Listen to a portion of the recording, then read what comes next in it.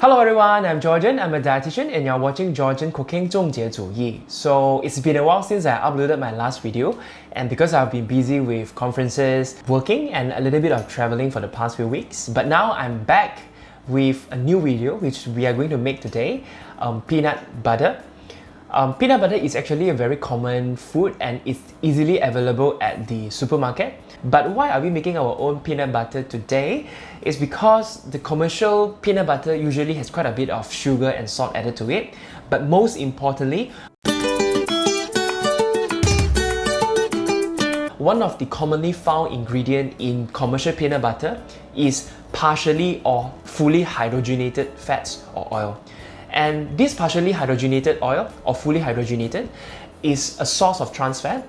And trans fat actually is bad for our heart. Not only it increases the bad cholesterol in our body, but it also decreases the good cholesterol as well. So it exposes us to a higher risk of getting heart diseases in the long run.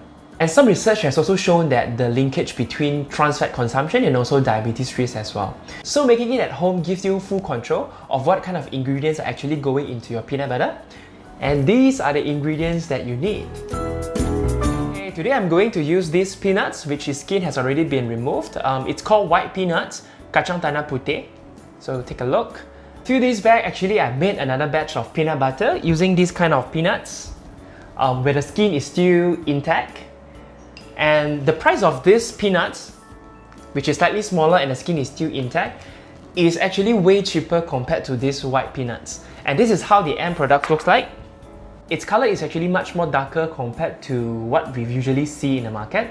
And I think the color comes from its skin, which is obviously very much darker. And other than the color, I find its taste more intense as well compared to the usual peanut butter. And I think it also depends how long you actually roasted it. So other than peanuts, I'm also adding a few more ingredients into the peanut butter that we are making today. They are totally optional, not compulsory. The first one is vegetable oil.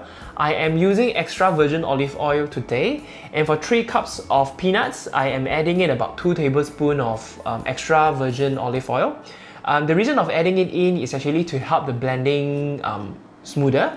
And other than that, it's also to increase the good fats in this peanut butter as well. The other ingredient is honey.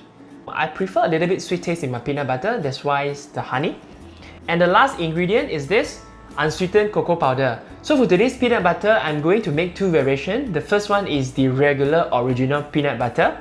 And then the second variation will be a chocolate spread. Alright, so the first step to make this peanut butter is we have to roast the peanut first. So let's get started.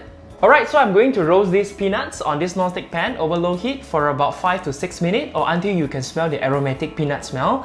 Or if you have an oven at home, it's even better. You can just place this peanut on the baking tray, flat, put it into the oven and roast it for 10 minutes at 150 degrees Celsius. It's okay if you don't have an oven, we are just going to use the pan to dry roast our peanut. Let's start. Keep stirring to prevent it from burning.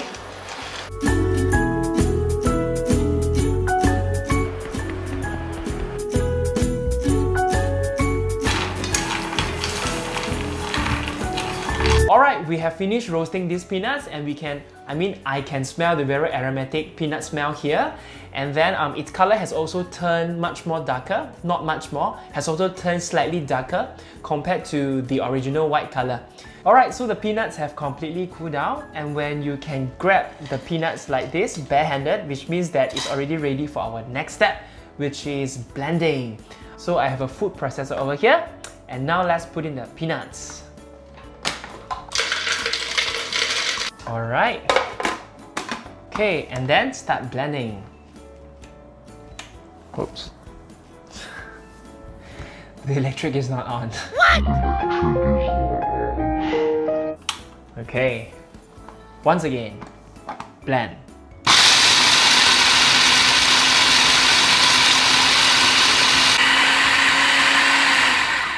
Alright, so after blending for 20 to 30 seconds, the peanut already turned into a quite coarse texture.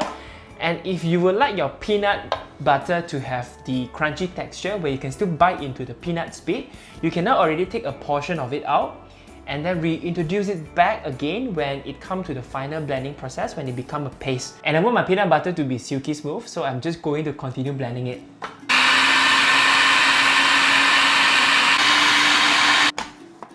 And on and off, give it a scrub the peanut that is sticking at the wall of the blender, so the blending will be more even.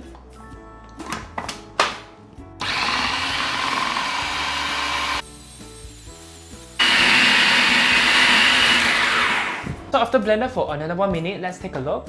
And it's very important to let your food processor to take a rest. I mean for the motor to take a break, because if you're going to continuously work on the motor, it's going to condemn. Alright, so let's take a break, and then at the same time you can actually observe how your peanut butter has already turned into.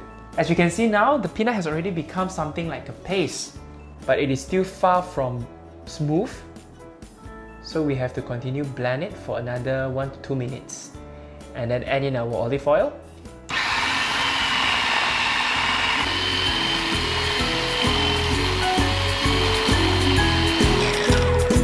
Alright, let's add in olive oil. And then the honey. Okay, after adding in the olive oil and also the honey, so now let's continue blending.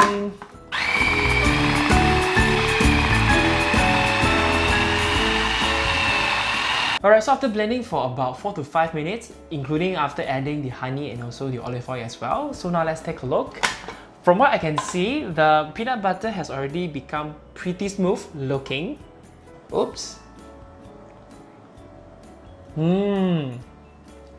Something like this. We can try blending it for another 30 seconds or maybe 1 minute and see whether it helps to make it smoother.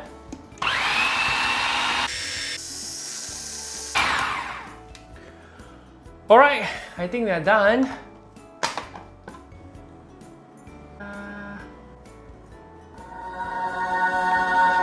As I said, we're going to make 2 variations. So this one is the first variation, which is the original and regular peanut butter.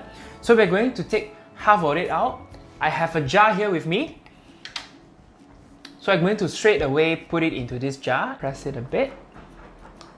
Alright, and it's done. Let's take a look. So for the second variation, we are going to add unsweetened cocoa powder to our remaining peanut butter, and then to turn it into a chocolate spread.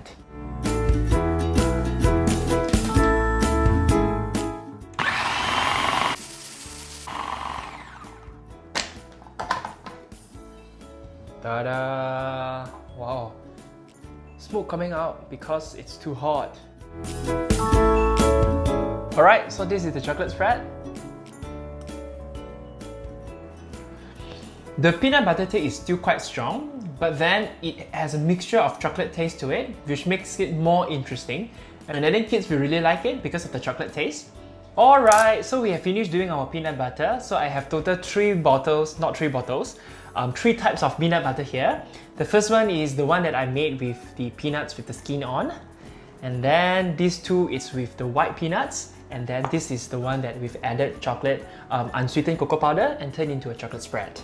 Peanut butter is actually a very good source of protein and also healthy fats. It's very flexible, and the usual way of us eating peanut butter is usually go with bread and also crackers. But today, I want to eat it with another food that I think goes very well with peanut butter as well, which is apple.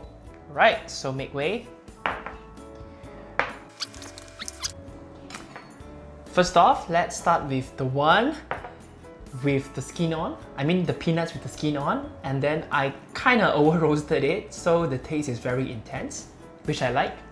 The peanut butter that I've already placed for 2 to 3 days, it will actually release more oil, so it's more spreadable and more fluid in a way, if compared to the freshly made, where it tend to be a little bit still very solid.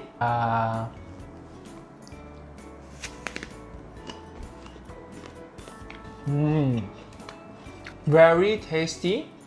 I really like the burnt taste from this over roasted peanut butter. Next, as I said, it's still pretty solid looking, not as spreadable as the previous one. And I'm sure after a few more days, as I said, it will release more oil, so it will make it more spreadable. This tastes more peanutty. It has more peanut taste compared to the previous one. I think this is just, the burnt taste has overpowered the peanut taste. Where for this one, where I roasted it just nice, and then I can really taste the peanut taste. I like both. Alright, and now the third one, the chocolate spread.